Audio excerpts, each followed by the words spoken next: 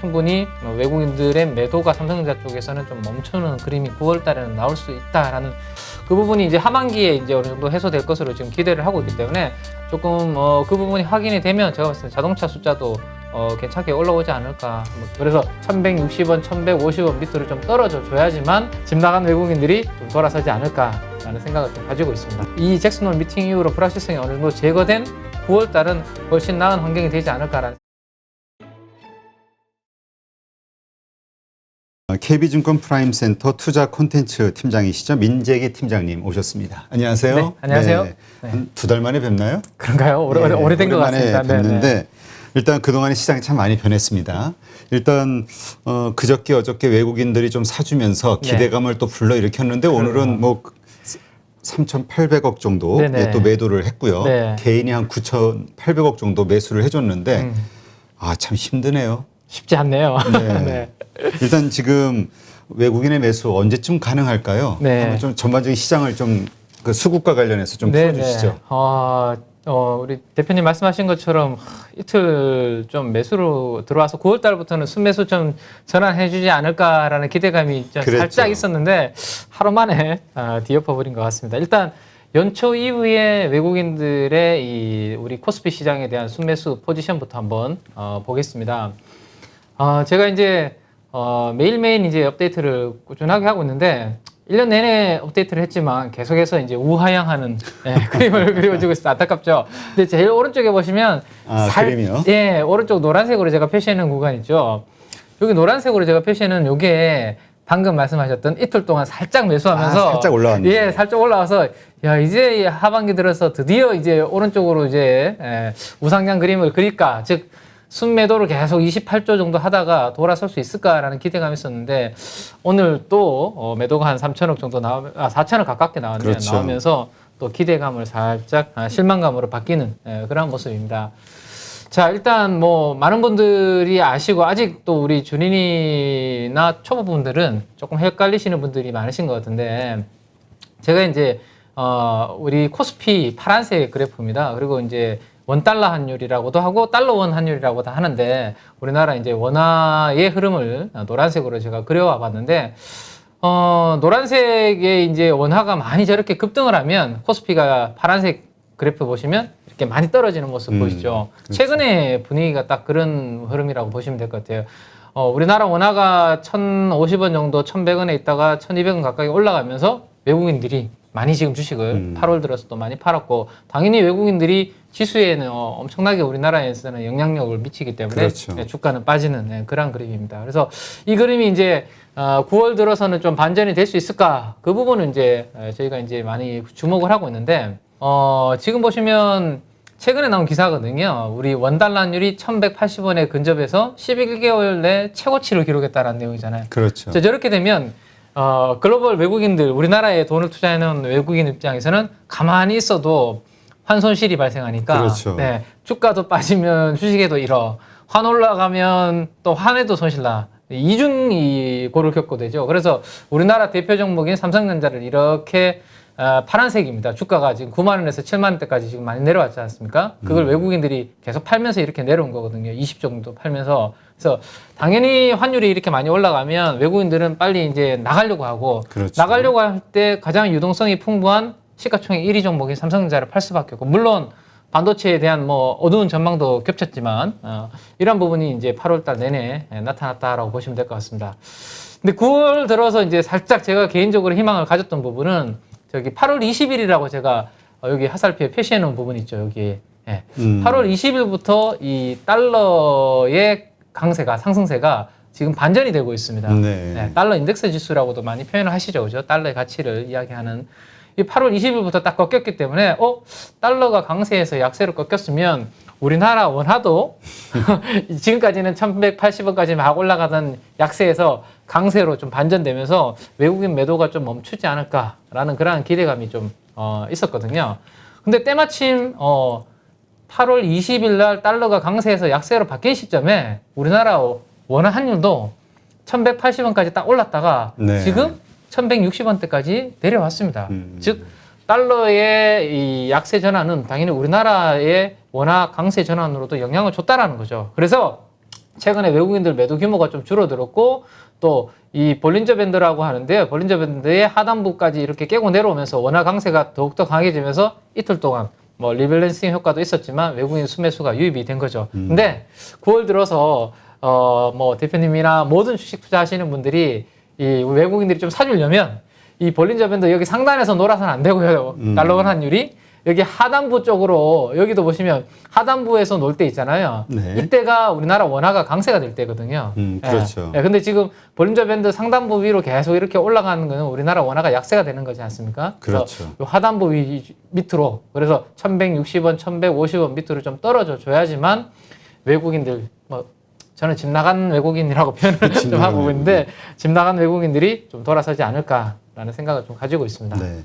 그러니까 가장 기본적인 거는 근본적인 원인은 환율의 네. 문제다 이렇게 보시는 거군요. 네, 환율은 사실 모든 게 다 종합적으로 미치고 있는데 우리나라가 경기가 살짝 뭐 정점론, 둔화론도 나오고 있지 않습니까? 그렇죠. 그 부분도 이제 우리나라 환율에 영향을 주고 있는데 뭐 환율이 약간 안정을 찾고 지금 보시면 볼린저 밴드는 저 상단과 하단을 크게 벗어나지 않는 범위 내에서 움직이는 그런 이제 보조 지표거든요. 그래서 하단 쪽으로 좀 떨어져 준다면 원화 강세의 흐름으로 된다면 9월에는 외국인들이 8월보다는 좀 덜 팔거나 아니면 순매수 전환 기대감도 한번 가져보셔도 되니까 환율을 우리가 예측할 수는 없습니다. 그렇죠. 누구도 환율 전문가는 그 환율의 방향을 예측할 수는 없지만 저 흐름은 한번 체크해 보시는 게 좋지 않을까 싶습니다. 네. 자, 일단 그 어젠가요? 그 우리 8월 달 수출 데이터가 나왔죠. 네. 그 6개월 연속 뭐 500억 불 돌파하고 뭐 계속 좋아지고 있다라는 이야기도 있고요. 네네네네. 또 한편으로는 전달에 비해서 조금 둔화세가 드러나는 거 아니냐 이런 얘기도 있고요. 네. 제가 이제 또 우리 수출 데이터 발표되는 쪽에 가서 정부에서 발표를 하지 않습니까? 네, 그렇죠. 그래프를 제가 그래서 가지고 와 봤습니다.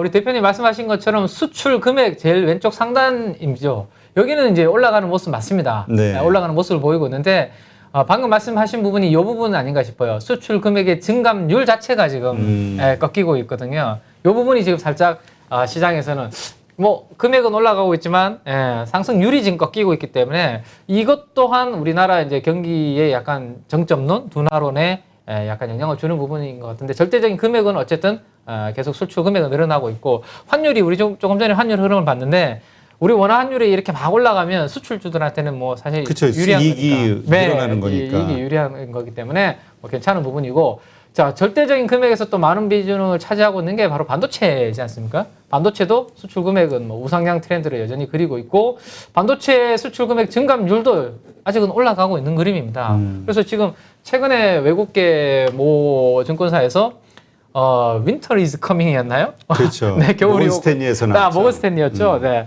뭐 반도체에 대해서 상당히 안 좋은 의견을 냈음에도 불구하고 최근에 반도체 가격도 뭐 크게 움직이지 않고 잘 지켜주고 있고 8월달 수출 금액도 괜찮은 그림입니다. 다만 이게 이제 주식시장하고 우리가 연결해 볼 때 환율 좋아서 수출 잘 되는 건 좋은데 우리가 이론적으로는 그렇게 생각을 하고 있거든요. 원달러 환율 올라가고 수출 경쟁력 좋아지면 당연히 우리나라는 수출 주도 국가니까 그렇죠. 기업들 실적 좋아지고 주가 오를 거야. 근데 조금 전에 우리가 코스피랑 원달러 환율 그림을 봤지만 반대의 흐름이다라는 거죠. 저렇게 환율이 좋아서 수출은 잘 되지만 환율이 저렇게 많이 올라가면 수출주, 시가총액 대형주 위주로 외국인들이 매도가 나올 수밖에 없는 수급적인 요인이 주식시장, 필드에서는 그러한 현상이 벌어지고 있기 때문에 수출 금액이 약간 둔화되는 거, 그다음에 특히나 자동차 같은 부분들은 좀 주춤하고 있죠.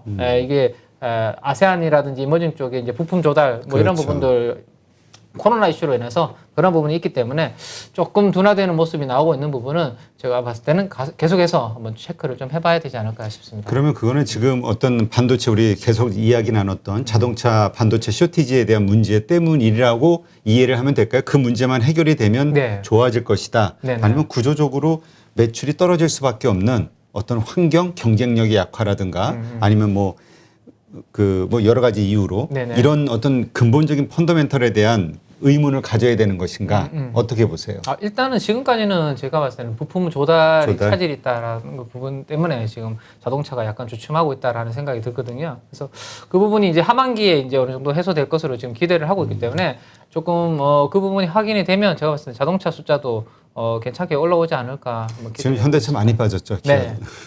근데 사실 지금 많은 분들이 뭐 삼성전자 주주가 뭐 500만 이상이라는 얘기도 있고요. 삼성전자, 뭐 하이닉스, 뭐 현대차, 기아 이런 수출 대형주들을 많이 가지고 있잖아요. 네네. 그러니까 이게 주가가 하향으로 가다 보니까 주가 지수는 그렇게 큰 변동은 없지만 네. 심리적으로 되게 많이 빠졌다라는 생각을 네네. 하거든요. 네. 막상 우리 그 개인 투자자분들이 많이 가지고 있는 주식이 그러니까 그게 안 오르니까. 상대적으로 많이 빠지고 올라올 때도 보니까 그건 안 올라오다 보니까 아마 소외감이 많으실 것 같은데 일단 이 부품 조달 차질 부분이 해소되는지 여부를 조금 체크하시면서 뭐 비중을 조금 더 싫다든지 아니면 조금 위에서 사신 분들은 뭐 분할 매수를 해서 약간 단가를 낮추시는 그런 부분은 조금 천천히 한번 체크를 해보셔도 괜찮지 않을까 싶습니다. 네. 자, 그렇다면 9월 증시 좀 좋아질 것이냐? 뭐 아니면 조금 더 어려운 구간이 지속될 것이냐 이거에 대한 논란이 참 많아요. 네. 어떻게 보세요? 저는 이제 9월 증시는 제 개인적인 뭐 희망일지는 모르겠는데 8월 달보다는 9월 달이 그래도 좀 낫지 않을까라는 생각을 가지고 있습니다. 일단 가장 외국인들 입장에서 우리가 한번 생각해 보면 외국인들은 일단 테이퍼링 이슈가 우리가 반년을 끌어왔지 않습니까? 그렇죠. 네, 반년을 끌고 오면서 이게 사실 주가에 부정적일지 뭐 어떤 영향을 줄지 모르겠지만 어쨌든 불확실성이라는 게 있었기 때문에 뭐 불안하면 우리가 주식을 팔게 되잖아요. 외국인들도 제가 봤을 때는 그 불확실성 때문에 주식 비중을 좀 줄여왔던 것 같고 또 하나가 이제 지금 그림에서 보시는 것처럼 이 테이퍼링 때문에 그런 부분이 있었다면 잭슨홀 미팅에서 이번에 명확하게 제가 봤을 때는 선을 좀 그어주신 것 같아요. 이 파월 의장께서 테이퍼링과 금리 인상과는 별개다라는 이야기를 했고 그다음에 이 금리 인상은 좀 멀리 있다라는 이야기까지 해줬다라는 거죠. 그래서 테이퍼링은 연내에 한다라는 것을 이야기했지만 오히려 금리 인상은 멀리 있고 별개다라는 이야기를 해줬기 때문에 이 불확실성이 있었던 8월 말보다는 이 잭슨홀 미팅 이후로 불확실성이 어느 정도 제거된 9월 달은 훨씬 나은 환경이 되지 않을까라는 생각이고 2013년과 2014년에도 그러한 케이스가 있었기 때문에 제가 한번 차트로 잠깐 설명을 드리도록 하겠습니다. 네. 노란색으로 이렇게 세로로 이렇게 캡처되어 있는 부분이 있죠. 네. 여기가 처음 시작하는 부분이 2013년 12월 테이퍼링이 시작할 때입니다. 그리고 노란색이 여기 끝나는 구간이 2014년 10월 테이퍼링이 종료가 될 때입니다. 네, 요 시작과 종료 그리고 이 굵은색 남색이라고 해야 되나요? 파란색이 기준금리 인상하는 시점인데 네. 그로부터 한 테이퍼링 종료되고 난 다음부터 거의 약 1년 뒤에 그때 기준금리 인상을 하게 됩니다. 이때와 마찬가지의 흐름을 이번에도 결국엔 가지 않을까. 그래서 테이퍼링 서서히 이제 줄이고 테이퍼링이 그거잖아요.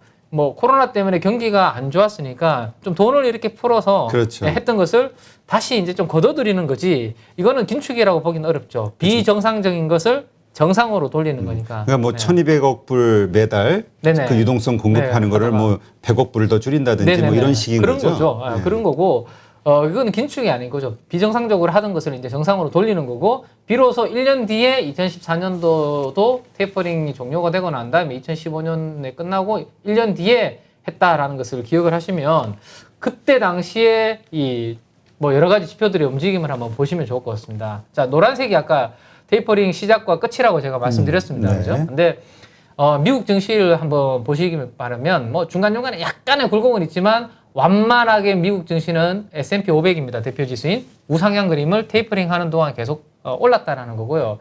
자, 그다음에 이제 우리나라 원달러 환율의 흐름이 중요한데 우리나라 원달러 환율도 테이퍼링 초기에는 살짝 오르는 듯 하다가 원화 강세로 내려오는 모습이었습니다. 원화 강세는 아까 우리 이야기했던 것처럼 외국인들의 매도가 멈추거나 순매수로 전환될 가능성이 있어지는 거죠. 그렇죠. 네. 마지막으로 그러면 그때 주가. 미국은 완만하게 올랐는데 우리 코스피는 어떻게 됐을까? 자, 코스피 역시도 테이퍼링 초기에는 약간 내려가는 모습이었습니다. 여기 약간 내려오다가 살짝 저점 이후로 10% 정도 코스피도 반등 주는 그런 그림이 나왔었거든요. 잠깐. 그러면 테이퍼링이 우리가 이제 9월 20일 정도 FOMC 회의에서 제 생각에는 구체적인 일정을 이야기해 줄 가능성이 있다라는 생각입니다. 그러면 연내에 시작하든지 아니면 내년에 끝나든지 어쨌든 테이퍼링 동안은 우리가 2013년과 14년의 경험을 통해 봤을 때 별 문제 없었고 그리고 기준금리 인상도 그로부터 한 1년 뒤에 천천히 했다라는 것을 감안하면 이번에도 그와 같은 흐름을 좀 따르지 않을까라는 생각입니다. 네. 네. 그러니까 이제 저런 불안감 때문에 그 테이퍼링 그리고 금리 인상이 좀 빠르게 되지 않을까 긴축이 이런 그 불안감 때문에 시장이 흔들렸던 건데 네네네. 일단 미국 시장은 안도의 한숨을 쉬면서 지금 불장세를 네네. 보이고 있잖아요. 네네네. 그러니까 한국도 좀 그런 식으로 좀 가지 않을까 이렇게 기대를 하시는 거네요. 네, 과거에 그때 테이퍼링과 기준금리 인상했던 시점이랑 지금과 딱 비교해 봤을 때 뭐 파월 의장의 스탠스나 이런 거를 봤을 때 기준금리 인상은 되게 신중하게 천천히 한다라는 것을 명확하게 해줬기 때문에 그때 그 흐름을 따라간다면 이번에도 잭슨 홀 미팅 이후에 불확실성이 어느 정도 이제 해소가 되었기 때문에 저는 9월 달은 적어도 불확실성이 좀 줄어든 부분이기 때문에 8월보다는 나은 9월을 전망을 하고 있습니다. 네, 결국 이제 외국인이 돌아오면은 결국 뭐 삼성전자를 포함한 대형주들을 많이 사잖아요. 네네네. 일반적으로 이제 한국을 담는 의미도 있고. 네. 그러면 저 환율이 아까 말씀하신 대로 볼린저 하단, 그러니까 한 1,150원대 아래, 60원, 50원, 네, 50원 정도만 네, 돼도 네. 그 삼성전자에 대한 매수, 네네. 이 반도체주에 대한 매수가 들어올 것이다 이렇게 보시는 건가요? 네. 외국인들 입장에서는 내가 이제 그 달러를 바꿔서 통화하려고 하는 국가의 그 통화가 강세가 될 것이다라는 믿음이 강해야지만 들어올 수 있는 거거든요. 그러면 지금 우리가 뭐 1180원까지 갔다가 1160원, 50원까지 이렇게 떨어진다는 믿음만 좀 생기면 외국인들 입장에서는 일단은 환에서는 먹고 들어가는 거지 않습니까? 그렇죠. 삼성전자 주가가 적어도 펀더멘탈이 뭐 빨리 안 좋아져서 안 오르더라도 환에서는 깨지지 않으니까 보수적인 외국인 입장에서는 충분히 들어올 수 있는 계기가 될 것 같고 테이퍼링 저렇게 시작됐을 때 좀 전에 보셨던 원달러 환율이 살짝 올랐다가 결국에는 원화 강세 흐름을 보였다라는 것을 감안하면 충분히 외국인들의 매도가 삼성전자 쪽에서는 좀 멈추는 그림이 9월 달에는 나올 수 있다라는 희망을 한번 가져봅니다. 네. 알겠습니다. 지금 아까 우리 반도체에 대한 그 가격이 다시 이제 그러니까 수출은 올라가고 있다. 네. 그걸 보여주셨는데 지금 뭐 DDR4인가요? 그 PC용 반도체 가격, 그러니까 그 현물 가격은 좀 내려가고 있다. 네네. 뭐 이런 이야기들이 있잖아요. 네네. 이런 것들이 악재로 계속 이렇게 존재하진 않을까? 이미 선반영된 걸로 봐야 될까요? 예.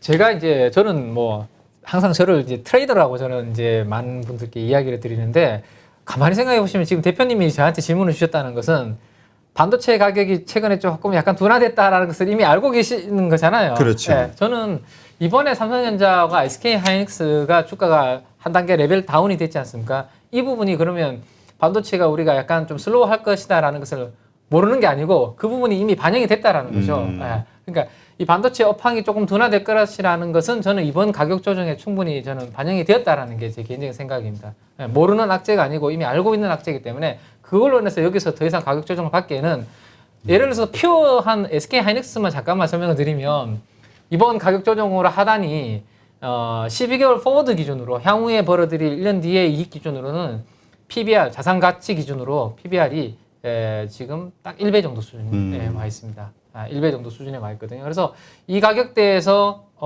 잃어봤자 여기에서는 제가 봤을 때는 왜냐하면 과거에 역사적으로 10년 동안에 PBR 그림을 딱 그려놓고 보면 하이닉스의 항상 저점은 0.7, 8배 정도 수준에서 업황이 아주 안 좋을 때 거기서 바닥을 찍고 좀 올라오는 케이스가 많았고 물론 금융위기라든지 이런 특별한 케이스를 제외하거든요. 네, 그래서 업황이 이번에 좀 둔화될 수 있다는 부분이 충분히 PBR 1배 정도 수준까지 10만 원 정도까지 오면서 반영이 됐기 때문에 여기에서는 뭐 가격이 큰 폭으로 더 이상 뭐 하락하기보다는 안정을 좀 찾아가지 않을까 생각하고 있습니다. 네, 알겠습니다.